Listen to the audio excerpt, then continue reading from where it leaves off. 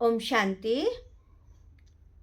आज हम आपके सामने एक और ऐसा आश्चर्यजनक, अचंभित करने वाला अनुभव लेकर आ रहे हैं कि एक बस जो आतंकवादियों ने हाईजैक कर ली और उसमें बैठी एक ब्रह्मा कुमारी बहन जो बहुत डर और सहम गई थी।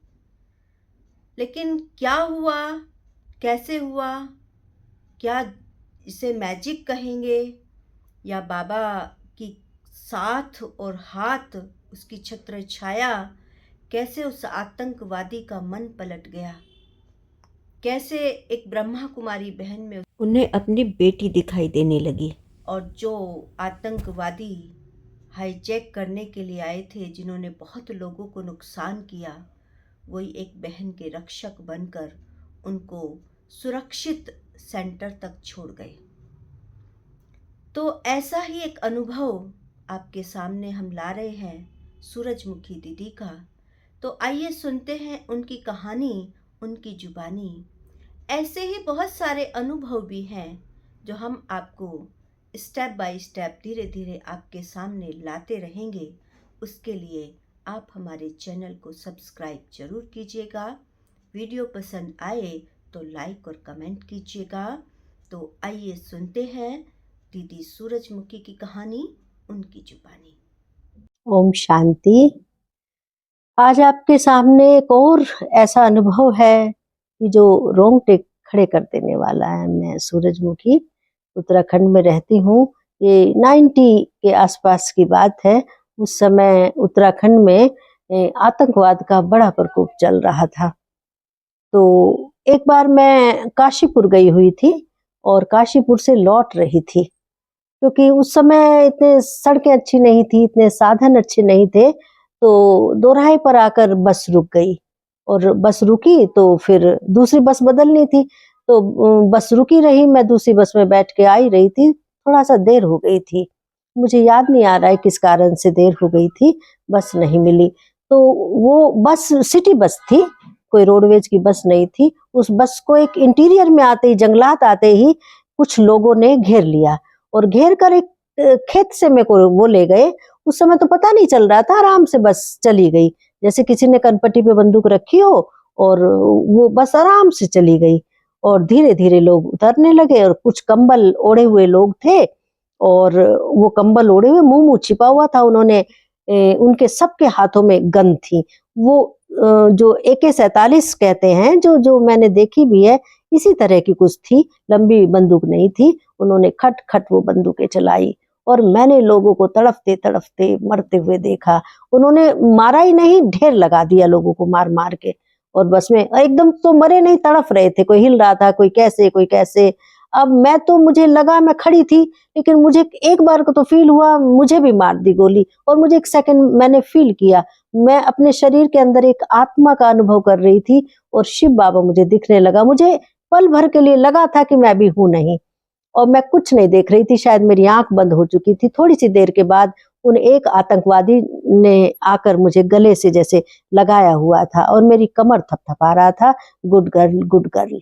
तो अब मुझे समझ में नहीं आ रहा था कि अब ये मैं मतलब कुछ निरुत्तर जैसी थी, मैं कुछ बोल नहीं पा रही थी, शायद मैं बहुत सहम भी गई थी। तो मैं हट भी नहीं पाई, मैं कुछ बोल भी नहीं पाई। जैसे ही उसने थोड़ा सा मुझे अलग किया, उन्होंने कहा, घबराओ नहीं, तुम बड़ी भाग्यशाली हो, you are very lucky girl. तो मैंने कहा क्यों? तो उन्होंने कहा कि मेरी बेटी तुम्हारी ही जैसी है, आज मैं तुम्हारे अंदर अपनी बेटी को देख रहा हूँ। तो चेहरा तो कुछ दिख नहीं रहा था, आंखें आंखें दिख रही थी, लेकिन वो वेल क्वालिफाइड थे, क्योंकि वो सब फ्रंटायर इंग्लिश बोल रहे थे। उन्होंने एक उनके पास बाइक थी, दो एक जीप थी, वो स्टार्ट थी। तो उन्होंने कहा कि आप बाइक पे बैठिए। तो मैंने सोचा मना कर दिया तो ये गोली मार देंगे। फिर किसी ने कहा बाइक पे नहीं, व्हाइट कपड़ों में इन्हें जीप में बिठाइए। तो सारे मुंह लपेटे हुए थे, उन्होंने मुझे जीप में बिठा लिया। जीप में बिठा कर ले गए, पता नहीं कहाँ ले गए। फिर एक थाना आया, थाना चौकी। उन्होंने, सिविल पुलिस वाले थे शायद, उन्होंने जो भी उन्हें कहा हो, उन्होंने उनके सुपुर्द मुझे किया कि इन्हें सुरक्षित रखना और इनको हम इनके जहां भी ये रहती वहां तक छोड़ कर आएंगे। तो अब पुलिस वाले भी थे, पुलिस वालों का रवैया मुझे थोड़ा-थोड़ा अच्छा सा नहीं लग रहा था। उन्होंने कहा रेस्ट करोगी? मैंने कहा हम रेस्ट नहीं करते हैं, हम दिन में रेस्ट करते हैं, रात को मेडिटेशन करते हैं। तो क्योंकि बहुत सदमे में मैं थी, तो रात में मेडिटेशन करते हैं, तो कहा कैसे करती हो? मैंने कहा कभी वॉकिंग करते हुए करते हैं, कभी बैठते हुए करते हैं। तो मुझे समझ में आ गई कि यहाँ बैठ के मुझे नहीं बताना है, मुझे वॉकिंग करते बताना है। मैंने कहा हम घूम के थोड़ा-सा वॉकिंग करते हैं, मैं रोड पे ही कर लूँगी यहीं पे। तो उन्हें लगा कि ठीक है, कोई दिक्कत तो है नहीं, अंधेरा तो हो ही रहा है, तो है तो अपने पास ही। उन्होंने कहा कीजिए, चलो ठीक है। तो करते मैं मेडिटेशन करने लगी। जैसे ही मैं मेडिटेशन करने लगी, उनमें से एक ने आकर मुझे कहा कि आप कहाँ रहती हैं? तो मैंने बताया कि हम भल्ला मेडिकल गली में हमारा आश्रम है और हम वहाँ रहते हैं। तो उन्होंने कहा हम आपको छोड़कर आएँगे, चिंता ना कीजिए आप, बिल्कुल फ़िक्र मत कीजिए। लेकिन आपको किसी को बताना नहीं है कि कौन हैं हम, क्या हैं? और उन्होंने कहा उनके पास काफ़ी कुछ सामान जैसा था। तो उन्होंने कहा कि आपको कभी कोई दिक्कत, उन्होंने अपना एड्रेस, अपना पर्चा, अपना नंबर सब कुछ मुझे दिया था। मुझे पूरा याद नहीं, चूँकि वो सब चीज़ें मैंने दादी को आकर दे दी थी। तो उन्होंने कहा तुम मुझे, हम सबको अपना भाई समझिए और हम हमेशा तुम्हारी मदद करेंगे और किसी को भी तुम बताओगी नहीं। उन्होंने ऐसा भी कुछ बताया था कि हम क्यों इतने क्रोधित हैं। उन्होंने कुछ कहा था कि स्कूल में जाने वाली लड़कियाँ स्कर्ट पहनती हैं, स्कूल में जाने वाली लड़कियाँ सलवार नहीं पहनती हैं। उनके कुछ 2-4 बात थी, वो मुझे पूरी तरह अब याद नहीं है क्योंकि मैं बहुत घबरा गई थी। एक भी उन्होंने जिंदा नहीं छोड़ा था, सब मार दिए थे। बाद में कौन बचा कौन नहीं बचा मुझे नहीं मालूम है, और उस समय सबको उन्होंने गोली मारी थी मुझे छोड़ के। तो अब मैं आश्रम आ गई, मुझे तो ऐसे लगा मैं करूँ तो थैलियाँ देखूँ, पता नहीं क्या होगा।